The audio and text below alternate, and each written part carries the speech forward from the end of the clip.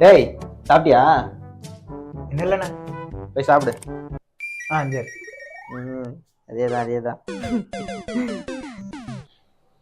ஆமா, டைம் ஆச்சு. சாப்பிட்டே இல்லையா? ஏன் சாப்பிடல? நான் வேணா ஸ்விக்கி சுமேட்டோல ஆர்டர் போடுறதா?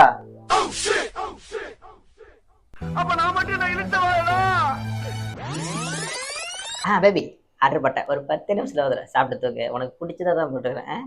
ஓகே பேபி, பாய்.